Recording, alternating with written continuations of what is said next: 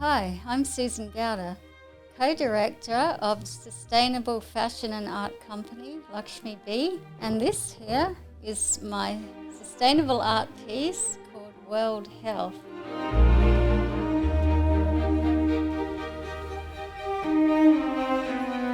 This sustainable mixed media art piece expresses the impact our current food and lifestyle practices are having on ourselves, the animals and the planet. It highlights the ill effects of the overconsumption of animal products and processed foods. The world map pattern cowl, created using my used diabetes needles and test strips, represents how these current habits are contributing to the rise in lifestyle-related diseases like diabetes, especially in areas like Blacktown, a diabetes hotspot. It depicts people eagerly consuming these foods, not fully understanding or realising their ill effects, while the faded grey palette symbolises the death, destruction and decline it causes. Over 10 years ago, when I was living in Brisbane, I got diabetes following a flu-like virus. Due to my age, it was just assumed to be type 2,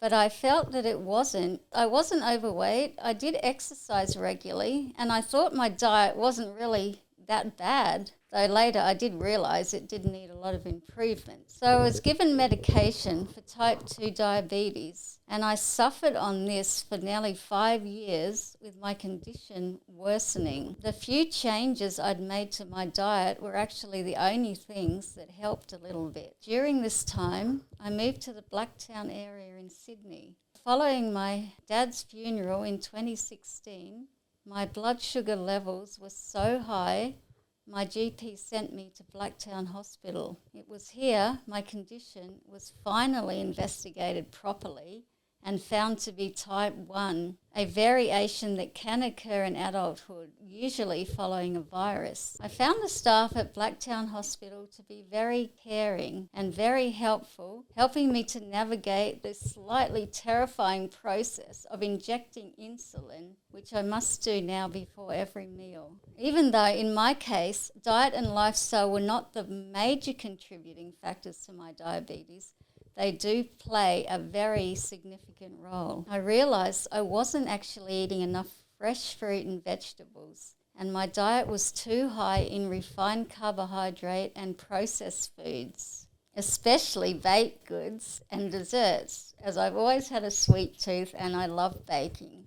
So I kept seeking information about the best diet to manage diabetes and also to guard against conditions that can arise from it. And after consulting a local naturopath, I decided to try a whole foods vegan diet, as research was indicating it had positive effects on diabetes, as it emphasises good carbohydrates and healthy fats, which are often missing from animal products and overly processed food. I'd also been watching documentaries about the negative impact that the overconsumption of animal products was having on animal welfare and the environment, and this strengthened my decision. So I started by first cutting out meat, which actually was quite easy for me to do since I'd never eaten a lot of it anyway. And then I moved on to cut out dairy products, which was a lot more difficult. I've always loved cheese and ice cream, and of course baked goods. But I soon found alternatives like coconut cream,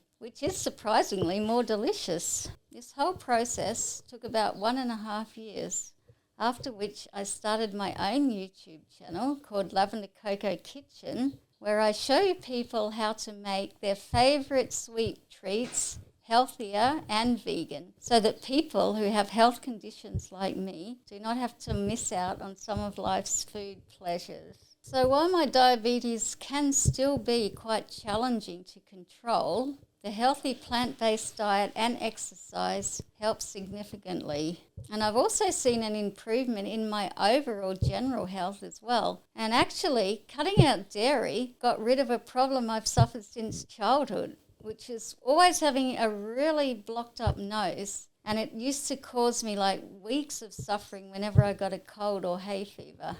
So all this caused me to think about sustainability in general and its impact in today's world. So through our fashion and art company, Lakshmi B, my daughter and I promote sustainability and the reusing and repurposing of existing items to create new and exciting and beautiful pieces of clothing, art and home decor. While my artwork started out mostly as paintings, I am now more of a fabric and mixed media artist, and I make use of items that would otherwise be discarded, like fabric scrap, old clothing and bits of cardboard. So I hope my artwork will cause people to think more about the issues facing us today and appreciate what we have. Take time to notice the beauty of nature and realize the need to protect and preserve it, and how important this is to our own future health